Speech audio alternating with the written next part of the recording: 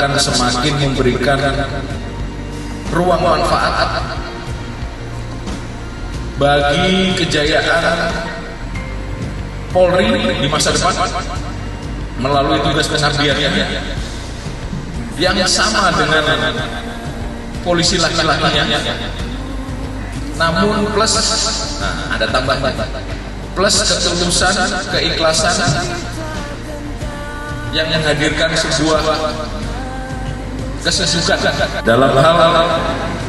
menciptakan sebuah